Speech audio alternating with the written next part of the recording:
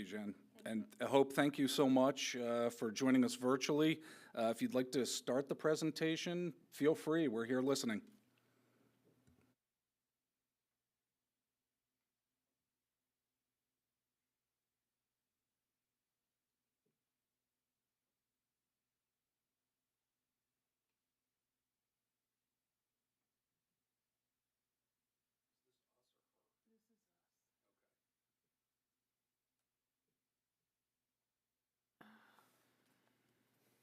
Hope we're trying to get some things straightened out on our end from a tech perspective. Hi, good evening.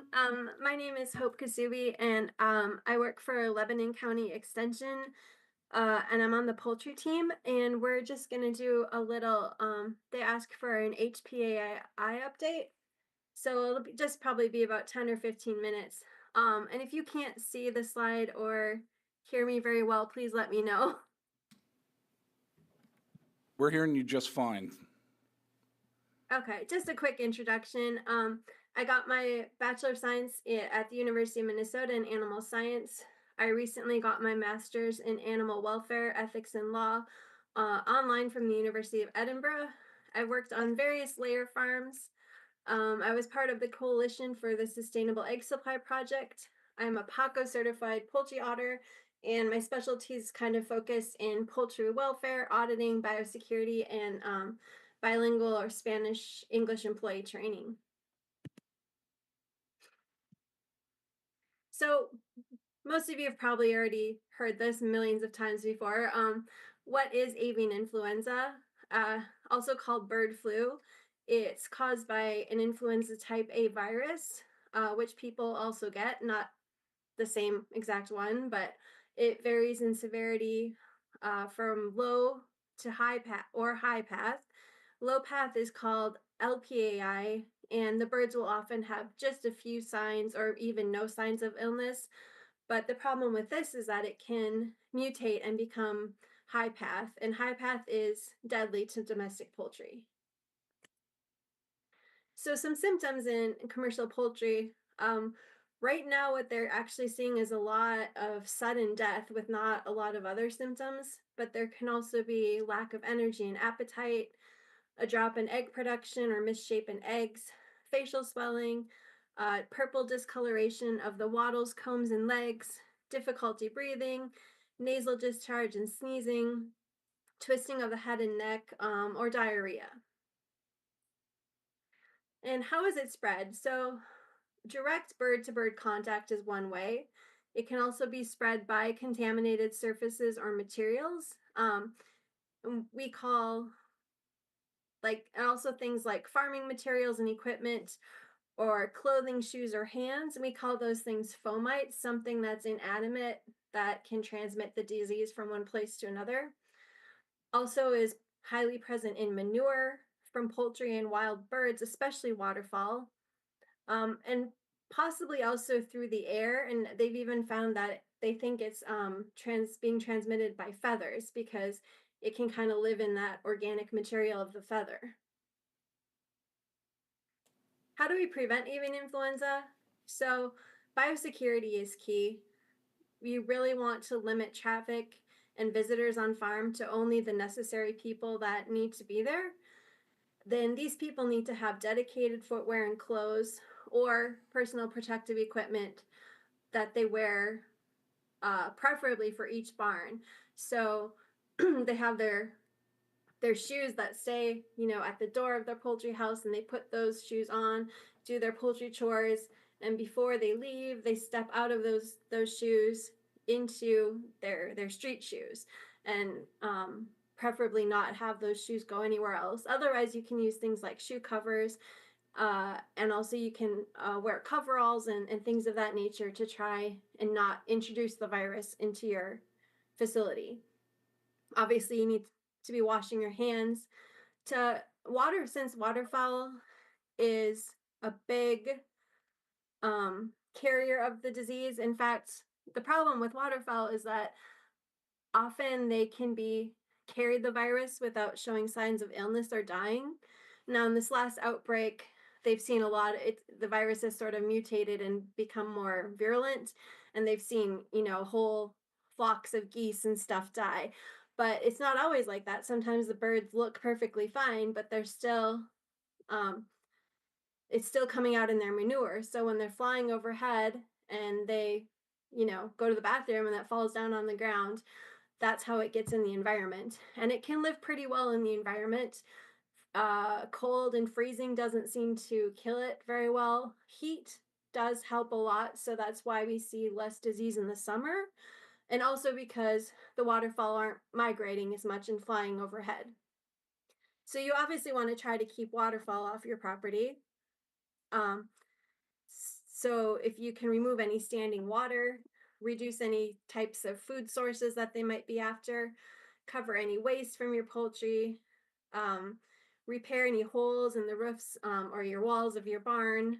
And some people have been getting really creative with decoys and scare devices. Like, I think they've been using like air cannons, or some people are using those like wiggly inflatable things that car sales people have outside just to try to scare birds from landing anywhere near their facilities.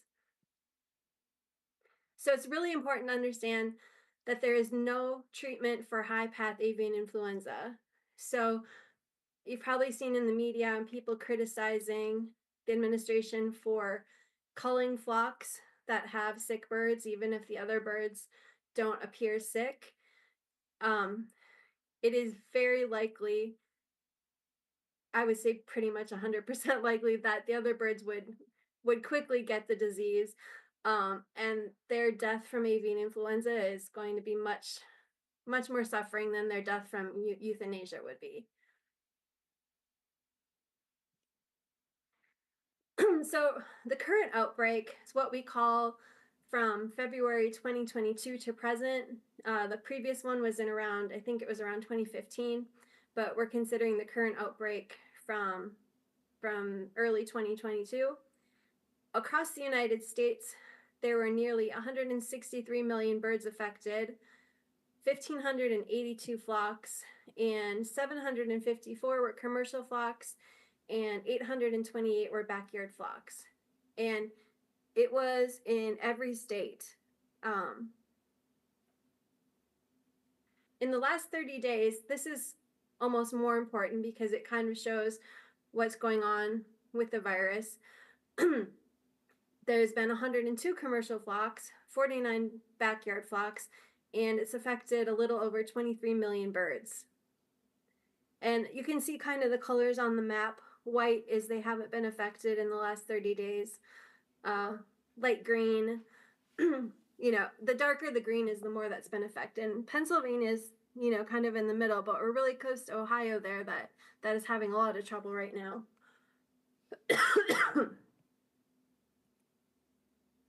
So the current active control areas in Pennsylvania are in Cumberland, Dauphin, Lancaster, and Lebanon counties. Lehigh had it, but it was recently released from the control area, and haven't found any more right now, so hopefully it stays that way. This was on broilers, ducks, backyard flocks, and layers, so pretty much all the poultry. And over 2 million commercial poultry are currently affected. So what happens if you suspect avian influenza in your flock? So first first you need to report it to PDA, and I'll have that number at the end of the presentation, but they will assess the risk. Sometimes they can tell over the phone that it's not avian influenza because they have veterinarians answer the phone, and that's great. But if they suspect it, they'll put a temporary quarantine on the farm. Then they'll test with swabs and test it at the laboratory. If they find bird flu, then the following steps are taken. So they put like an official quarantine on the farm. All the remaining birds on the premises are depopulated. And then they have to obviously dispose of those birds. For large commercial farms in Pennsylvania, the most common method is composting because it gets hot enough that it will kill that virus. And they do send people. Some people from my team are compost experts, like you probably know Gregory Martin, and he'll go out to the farms and make sure that they're, making their windrows right and that the temperature is getting to the hot enough and for long enough to kill the virus. Obviously, they need to clean and disinfect.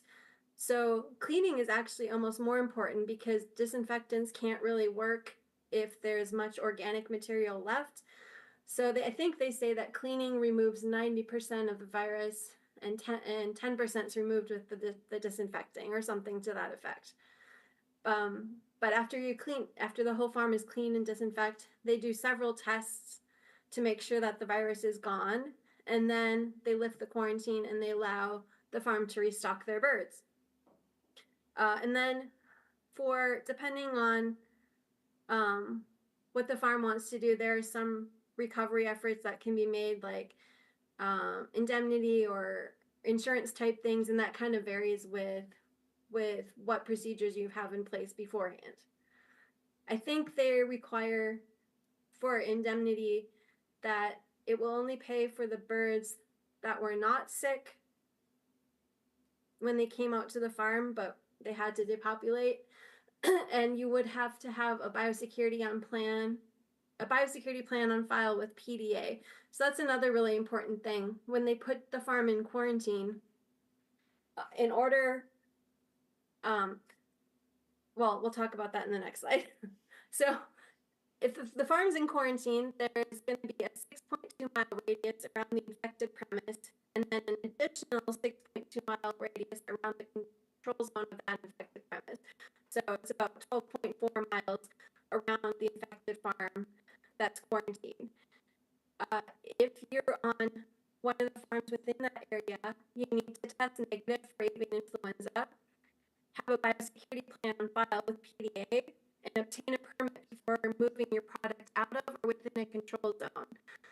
And that's Hope, really important Hope, because some Hope. farmers only have limited, storage for their eggs, Hope. limited refrigerated storage, and they need to keep those eggs moving. So it's better to be proactive can and you hear have your me? biosecurity plan on file so that they can send someone out to test and then issue a permit within, several hours or a day as opposed to several days. And there's testing requirements for the surveillance zone. They're a little bit less frequent, and additional requirements for live bird markets depending on what state you are sending your birds to. It's also really important to know that currently there is very low risk to the general public. That they have found 69 cases in the United States of people getting avian influenza. Most of them have worked directly with infected poultry or dairy cattle. Unfortunately, there has been one death with someone who had immune issues and had some other disease going on. So it is something that we need to be aware of. But to the average person who does not work, on a farm or does not have chickens or cows, the risk for them is low. Dairy and poultry farmers or workers should be wearing their proper PPE when performing job duties. For consumer food safety, we recommend, well, as we did before for salmonella and other illnesses, cooking all egg dishes to at least 160 degrees. So maybe no dippy eggs right now, and only drinking pasteurized milk. And we'll talk about cows quickly in a little bit, but if the virus were present in that egg, which is highly unlikely if it was bought at a grocery store because they are diverting those eggs. Well, they're getting rid of those eggs. I'm not selling them. If something happened to get to the grocery store, happened to have avian influenza in the egg, it's a very small chance. But if it did, as long as you cook that egg to all the way through, you won't get sick. It is pretty virulent in raw milk, so we recommend no raw milk. Well, really ever, but especially now. Right now in the United States, they don't believe there's been any human-to-human transfer. There has been with other strains of avian influenza in other countries before, and that is what they're really hoping to avoid. Well, obviously they want it for the chickens and the cows as well, but we really don't want this to mutate and be able to infect humans to humans. And right now that's not a big concern, but some officials that work in healthcare are recommending the flu shot because I think actually I'm pretty sure I have influenza right now, even though I had my flu shot. But they said that they believe that if somebody's infected, with the, I don't know what it's exactly called, but influenza A for humans, and they were to be exposed to avian influenza, it might be able to sort of recombine with the two viruses and create one that could go person to person. So they're really, really pushing flu shots even more than they have before. So, as you probably heard, there's also been cases in dairy cattle. There's been, luckily, it is not in Pennsylvania yet in the dairy cattle, but there has been 972 cases across 17 states. California has been hit especially hard. Usually what it causes in dairy cattle most of the time is a drop in milk production. Some cattle do become very ill, but usually they do not die. They can receive supportive care like fluids and kind of how you would treat the flu in a person. Um, but they do not need to be depopulated. They just need to be quarantined. And for dairy cattle, mostly spread from cow to cow through those fomites or by wild birds.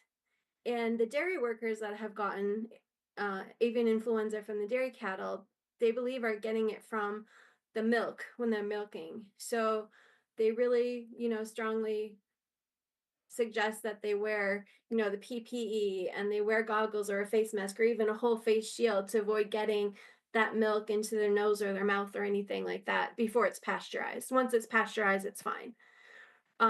That's one of the main ways cats are getting it also. Is, they'll feed the barn cats raw milk, and the virus load in milk from cows that are infected is very, very, very high. So that's where most of the cats are getting it from too. The Center for Dairy Excellence offers a lot of support. I think they're even providing PP and things like that to Pennsylvania farmers if they call and ask. They'll help with a biosecurity plan. Obviously, Penn State will help with those things also. And one thing there's been like a federal order now since December to test milk, raw milk to kind of track avian influenza, but Pennsylvania was ahead of that curve, and we implemented mandatory raw milk testing in November, and are doing a pretty good job. And so far, have not found it, so that's really good news. So here, I think you got a copy of the presentation. Here are some important resources. So there's a landing page, obviously, at Penn State Extension for HPAI. If you suspect a sick bird, this number here is 717-772-2852 is the number to call. They will not be upset if, it turns out to not be avian influenza. They're staffing it 24/7. It could be that somebody needs to step away quickly, but they return the call very quickly if you leave a message. If you want to keep up with the current list of detections in the United States, you can go to this website and you can filter it by state or by date or by type of operation. And this is another important one. This is the HPAI control zone address checker. So if you click on this and type in your address, it will tell you whether or not you are in a control zone, a surveillance zone, or in a zone that's considered, clear of avian influenza. And it will also say what steps you should be taking. So that's really, really helpful. And they changed it a little bit. It used to show like the circles, the radius of the zones, but I guess the media figured out how to manipulate that, and we're being able to show up at farms and kind of disturb the whole process when they're trying to depopulate and deal with the illness. So now it just on the map it shows the county that's affected, but if you put your address in there, it will tell you if you're within that 6.2 or 12.4 mile radius of an infected site. Oh, and there's one other thing you've probably heard about in the last few days, is that the USDA approved a conditional license for bird flu vaccine by Zoetis, but it is not being distributed right now. This is just one step in the R&D phase. And one reason for that, well, I think they need to finish their whole process of how they approve and distribute vaccines, but it does have a lot of trade implications. Um, if we want to sell our products to other countries, several of them or many of them will not accept products from birds that have had the bird flu vaccine. Uh, Part of that is because if they have the vaccine, but they're still exposed to bird flu, it's kind of like with COVID. You know, you can still get COVID or the flu if you have um, been vaccinated, and they're worried that that vaccine might suppress the symptoms, which is good for those birds, obviously, but then we might ship off, you know, sick birds to another country that are actually infected. And so they're kind of working around this right now. I don't know what's going to happen exactly. I know some countries in Europe do vaccinate. There seems to be a lot of there's both in the United States. There's on both sides. I know. I think the National Turkey Federation and United Egg Producers have supported the vaccine. Some others have not because of those trade implications, and also because poultry is all lumped together. So if even like if a farm in Pennsylvania vaccinates their egg layer chickens, China might not accept our chicken wings from Georgia to be imported. Some, you know, that might not be the exact example, but something to that effect. So there's a lot of things to work out with that. Um, that is our website. If you want to sign up to receive updates from Penn State, you go to this website and you will say, I'm interested in, you know, it'll say poultry or dairy or this or this or that. And you can click on it and it will send you like educational materials and things we have going on to keep you updated about things that are happening. Thank you. Are there any questions? Yeah, I actually had a question. Hope, thank you so much. I hear you coughing. I don't want to keep you too long here. This is Jeff Warren here, and I was wondering, is there a time frame when we can expect the avian flu to really begin significantly decreasing, whether it's here in Pennsylvania, whether it's within the country? I know during the latter part of your presentation, you did talk about bird flu vaccination, some of the challenges with that, but uh, is there a time frame that we can expect this to start decreasing and the trends start to go downward?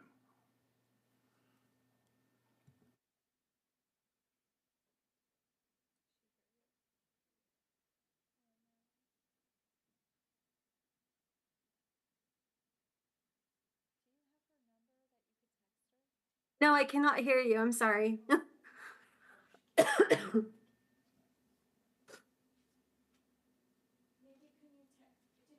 her? Can you chat Jeff's question? Thank you. Why was the audio working before and not now? Good luck. Jeepers, creepers. Good luck.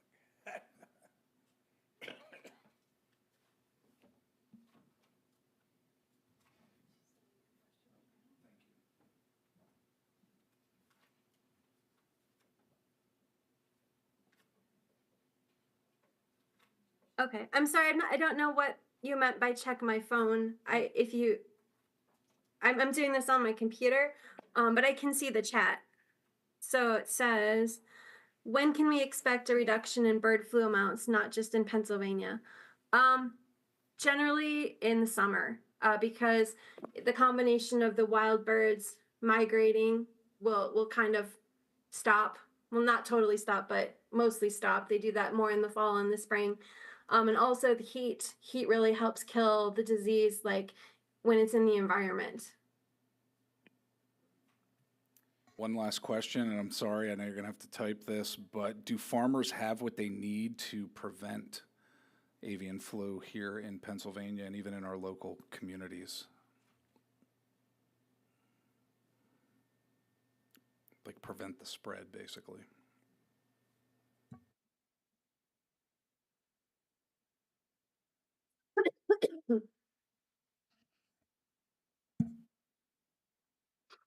Do farmers have what they need to prevent avian flu here in Pennsylvania and local communities and prevent the spread?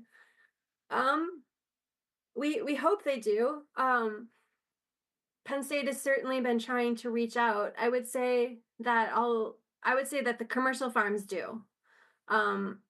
It's possible that some of the smaller farms and the backyard flocks do not, and we're really trying to vamp up our efforts to reach them.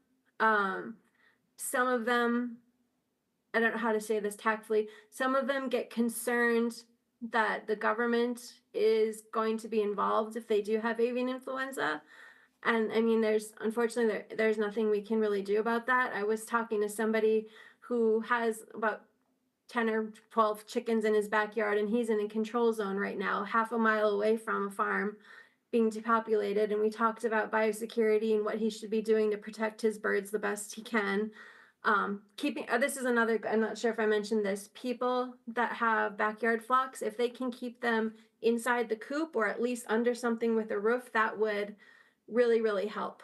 But we talked about a lot of things, and I suggested that he call PDA and register himself so that they can, decide if they want to test or give him updates. And all of a sudden we were no longer communicating. And that's been a thing along with other people in our team, saying that some of the backyard or the smaller flocks are wary to ask for help because they don't want to be involved with the government.